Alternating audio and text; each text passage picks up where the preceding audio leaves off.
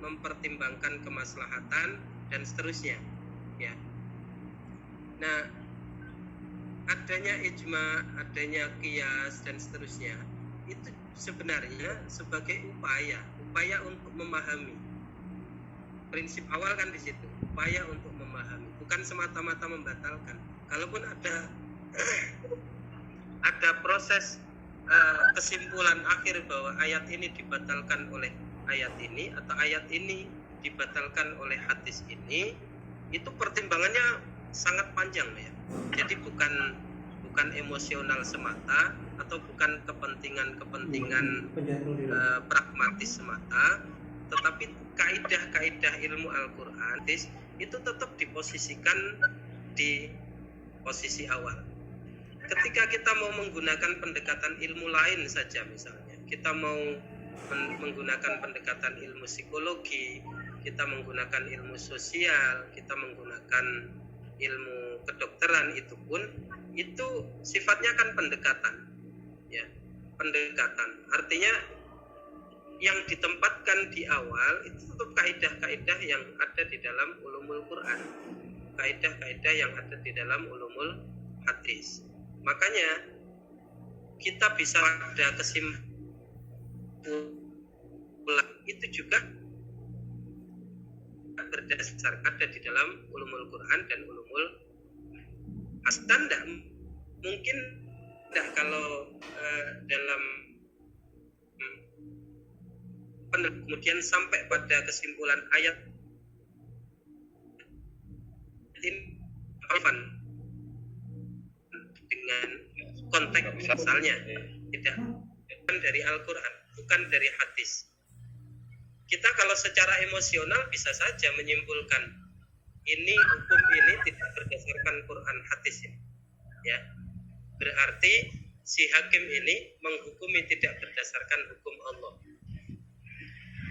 Artinya si hakim ini telah kafir karena tidak menghukumi berdasarkan hukum Allah.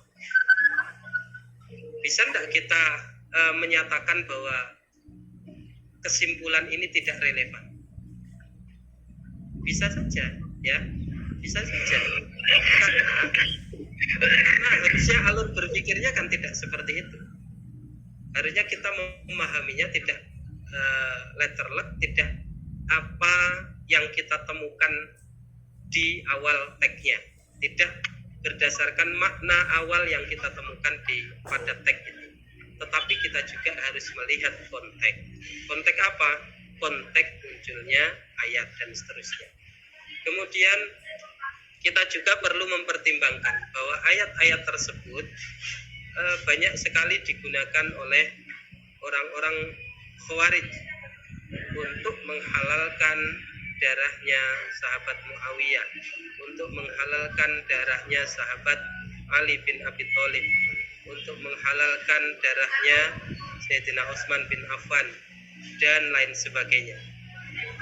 Dasarnya ayat, ya, dasarnya ayat. Dan kesimpulan berangkatnya dari kesimpulan bahwa siapa yang tidak berhukum dengan hukum Allah, maka dia telah kafir.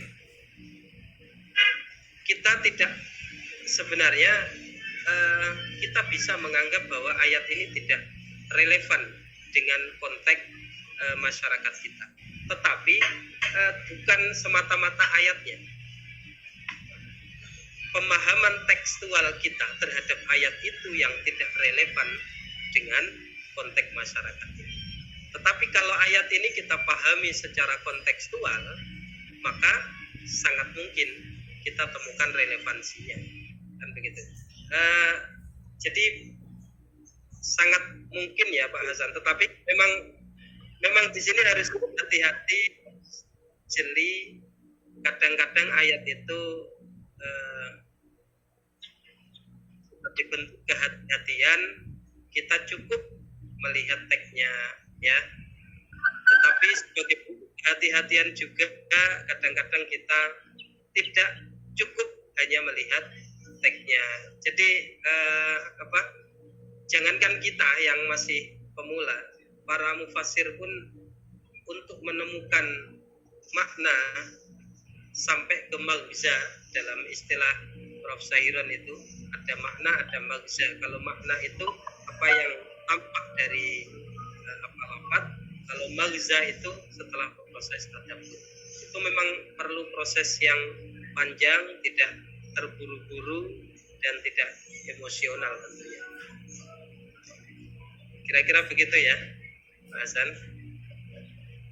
Atau masih ada yang didiskusikan lagi, silakan. Bapak.